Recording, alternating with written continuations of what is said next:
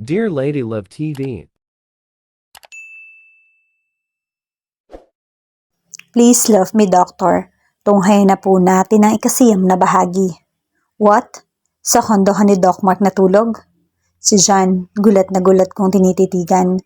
Nandito kami ngayon sa gym. Kakatapos lang din nila mag-basketball. Napatigil sa pagpunas ng pawis si John at tinignan ako. Ano kasi huminga muna ako ng malalim at kinuwento sa kanya kung paano ako napunta sa kondo ni Doc Mark. Nagtabi kayo? Muntik nang maibuga ang tubig na iniinom ko dahil sa tanong niya. Hindi ko pwedeng sabihin sa kanya ang totoo. Nakakahiya. Baka kung ano pa ang isipin niya sa akin. Hindi no, sa sala siya natulog. Tumango lang siya. Naalala ko na naman yung magkatabi kaming matulog at yung mga naririnig ko sa kanya kagabi. Kailan pala ang check-up mo? Pag-iiba niya. Sa susunod na araw, gusto mo samahan kita? Huwag na. Kaya ko naman, saka may dadaanan din muna ako doon. Okay, sige. Daan na lang ako sa inyo kapag nakauwi ka na. Okay. Palabas na ako ng gate ng school nang may tumawag sa akin. Nilingon ko naman ito at nakita ang gwapong doktor. Si Doc Will. Pero anong ginagawa niya dito sa school? Ikaw pala, Doc Will. Ano ginagawa mo rito? Nakangiti kong bati sa kanya. May pinapakuha lang sa akin si Mark sa faculty. May naiwan daw kasi siya rito. Nasabi ko na lamang. Kung hinahanap mo siya, may surgery siya ngayon. Kaya hindi siya ang pumunta rito. He chuckled. Hindi ko naman siya hinahanap Nakanguso kong sabi. Pero yun ang napapansin ko. I cleared my throat. Pauwi ka na? Oo. Halika na. Hatid na kita. Ha? Hindi na, Doc Will. Nakakahiya. Magta-taxi na lang po ako. Nahihiya akong baling sa kanya. Ano ka ba, Maris? Okay lang. Saka magkaibigan na naman tayo, di ba? Napakamot naman siya sa kanyang batok. Sige. Pinagbuksan niya ako ng pinto ng kotse niya at malumanay na isinara na makapasok na ako. Dumiretso na rin siya sa driver's seat. Kamusta si Mark nung nagtuturo pa siya dito sa university? Sinulyapan niya muna ako saglit, saka ibinaling ulit ang tingin sa kalsada. Okay naman. Ganun pa rin, suplado. Nangiti naman ako. Nako, ganun talaga yon. Laging seryoso. Doc Will, pwede bang magtanong? Sure, what is it? Kinagat ko muna ang ibabang labi ko bago nagsalita. Mahal pa rin ba niya yung first love niya? Nahihiya akong tanong sa kanya. Pumikit ako ng mariin sa sobrang hiya. Baka isipin ni Doc Will sobra akong obsessed kay Doc Mark. Actually, matagal niya nang hinahanap yon. Kaya nga kahit anong pilit ni Christine na magbalikan silang dalawa, ayaw niya. Kasi umaasa pa rin siya sa first love niya. Napabuntong hininga ko sa sinabi niya. Siguro wala na talaga akong pag-asa sa kanya. Kailangan ko na yata siyang kalimutan pati yung nararamdaman ko. Pero parang ngayon nakaka-move on na siya. Kasi dati halos lagi yun ang nagpupunta sa park kung saan niya unang nakita yung first love niya. Ngayon wala na. Hindi na siya pumupunta doon. Sa park? Yes. Tipid niyang sagot. Mabilis kami nakarating sa aming bahay. Niyaya ko pa siyang pumasok pero tumanggi siya. May schedule raw kasi siya ng surgery. Bumaba na ako kaagad ng kotse at hinintay siyang umalis bago ako pumasok ng bahay. Naabutan ko si Nana Lucy na nagluluto ng hapunan. Nana, masayang bati ko sa kanya na ikinalingon naman niya. Pork sinigang ang niluluto niya ngayon, parehong paborito namin ni Kuya. Iha, nandyan ka na pala. Sandali na lang to at maluluto na. Si Kuya po ba wala pa? Wala pa, Iha, pero baka maya-maya nandito na rin yon. Wika ni Nana Lucy habang hinuhugasan ang kanyang ginamit ng pagluluto. Sige po, Nana. Akit po muna ako. Magbibihis lang ako. Paakit na sana ako nang marinig ko ang pagbukas ng pinto. Baka si Kuya na yon. Tinungo ko ang sala para salubungin siya. Nakita ko siyang nagpapagewang-gewang papunta sa sofa. Lasing ba si Kuya? Kaagad ko itong nilapitan. Kuya? Napaangat naman siya ng tingin sa akin nang nakaupo na siya sa sofa. Baby girl, mapupungay na ang kanyang mga mata at halata mong lasing talaga. Bakit ka naglasing?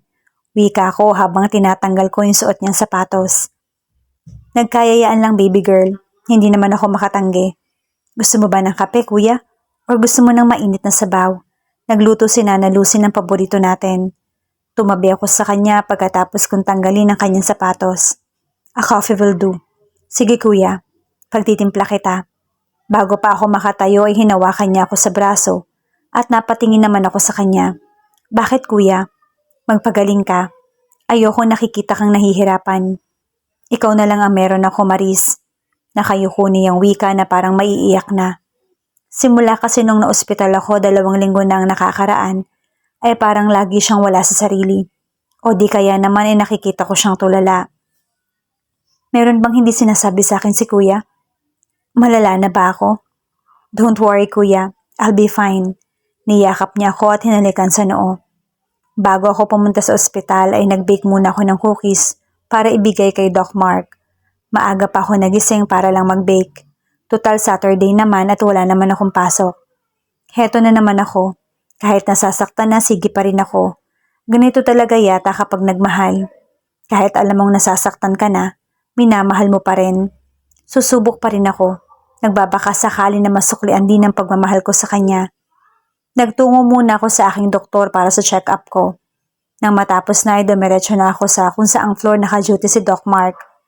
Nagtanong ako sa nurse na nakasalubong ko kung nasaan si Doc Mark. Tinuro naman niya kung saan ang kanyang opisina. Excited ako naglakad papunta sa kanyang opisina. Bit-bit ang ginawa kong cookies na nilagay sa magandang box na nilagyan ko pa ng ribbon. Hindi pa ako nakakalapit sa opisina niya ay may nakita akong babaeng lumabas doon. Si Miss Andy at kasunod niya si Doc Mark. Nasa tapat sila ng kanyang opisina at parang may seryosong pinag-uusapan. Parang may tumusok na naman sa aking puso. Alam ko may gusto rin siya kay Doc Mark. Pero ang mas masakit ay nakita ko siyang matamis na ngumiti kay Miss Andy na ni minsan ay hindi niya nagawang ngumiti sa akin. Sa pangatlong pagkakataon nasaktan na naman ako. Sobrang sakit na talaga. Bago pa tuluyang bumagsak ang mga luha ko, ay tumalikod na ako at mabilis na naglakad sa kanila palayo. Nasa tapat na ako ng elevator at nakayuko nang may biglang tumawag sa akin sa di kalayuan. Maris? Lumingon ako sa bandang kanan at nakitang papalapit si Doc Will sa akin. Pilit akong ngumiti sa kanya para maitago ang sakit na nararamdaman ko. Ikaw pala Doc Will, kumusta ka na? Ayos naman, sagot niya sa akin nang makalapit na. Bakit pala nandito ka? Hinahanap mo si Doc Mark, no? Pang-aasar niya sa akin. I blush what? Doc Will said. Naalala ko na naman yung nakita ko kanina. Hindi. May check-up kasi ako kanina eh. Tapos dumiretso ako dito. Actually, hinahanap talaga kita kaso hindi kita makita kanina. Buti nga dumating ka. Pagsisinungaling ko. Oh, bakit mo ako hinahanap? Tinitigan ko muna si Doc Will at mas lalong namangha. Ang gwapo rin niya sobra. Pero mas ang ibabaw ang kagwapuhan ni Doc Mark. Malaki rin ang pagkakaiba nila.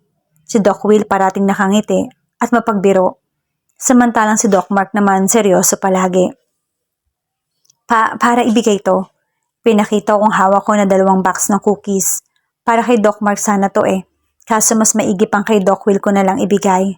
Talaga? Ngumiti siya nang makita ang hawak ko. At kinuha ang cookies mula sa akin. Ginawa ko yan. Pasasalamat ko na rin dahil hinatid mo ako sa bahay. Ano ka ba naman Maris? Maliit na bagay lang yon. Masarap siguro to. Halika, kainin natin. Doon tayo sa opisina ko. Bago pa ako makatanggi, hinila niya na ako papunta sa kanyang opisina.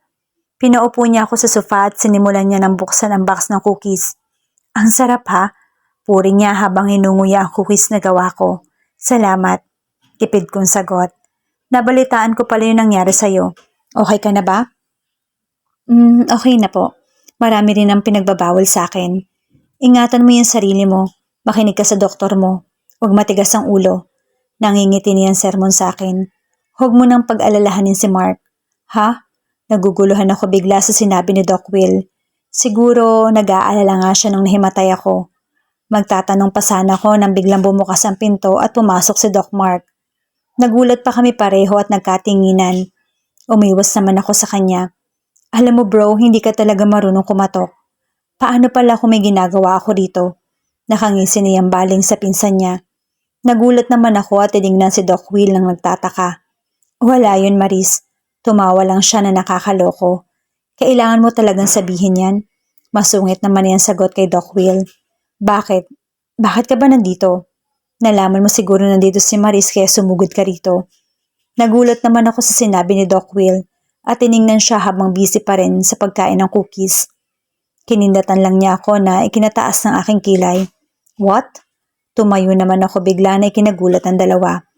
Doc Will, alis na ako. Pupunta pa kasi ako kay John eh. Sige. Salamat pala dito sa cookies ha. Ang sarap talaga ng gawa mo. Napangiti naman ako. Bumaling naman ako kay Doc Mark na nakatingin sa cookies na bigay ko. Napatingin lang sa akin na magsalita ako. Sige po Doc Mark, mauna na ako. Ihahatid na kita. Ho? Wag na po, okay lang po ako. Napasipol naman si Doc Will. Pero okay lang po talaga ako. Hindi ko na siya pinatapos magsalita at dali-dali na akong lumabas ng opisina ni Doc Will. What brings you here? Tanong ni Will kay Mark na siya namang pagbagsak na naupo sa harapan niya. Wala. Gusto mo? Alok ni Will at inilapit ang cookies na bigay ni Maris. Saan naman galing yan? Sa kakailan ka pa nahilig sa ganyan ha, Will? Ngayon lang, bigay kasi sa akin to ni Maris.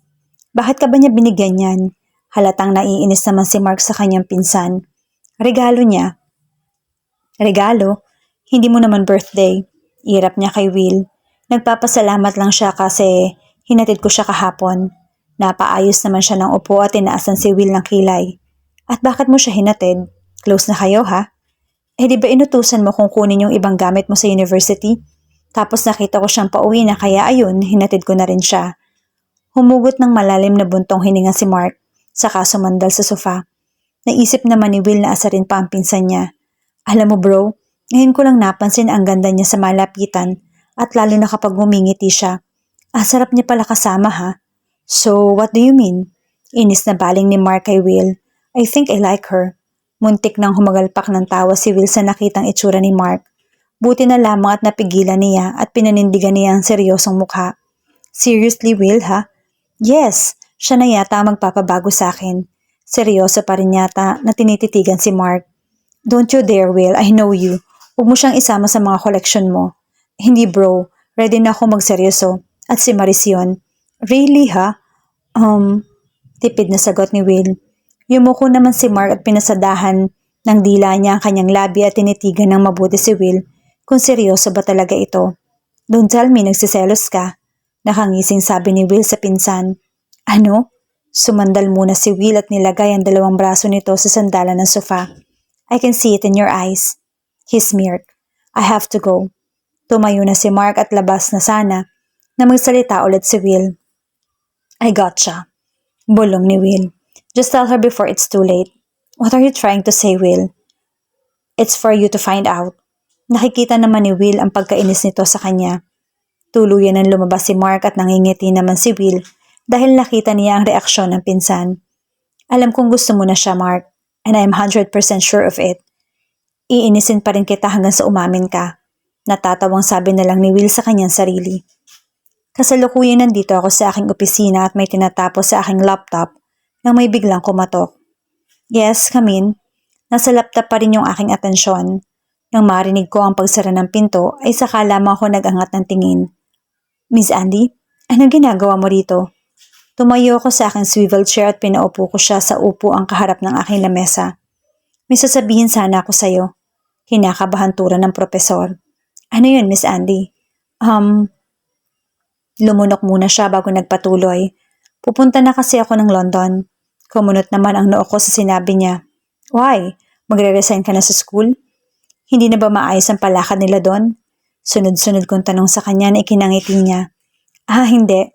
May maganda kasing offer doon pero pwede rin akong hindi matuloy kapag tumingin muna siya sa akin ng diretsyo at nagpatuloy sa kanyang sasabihin.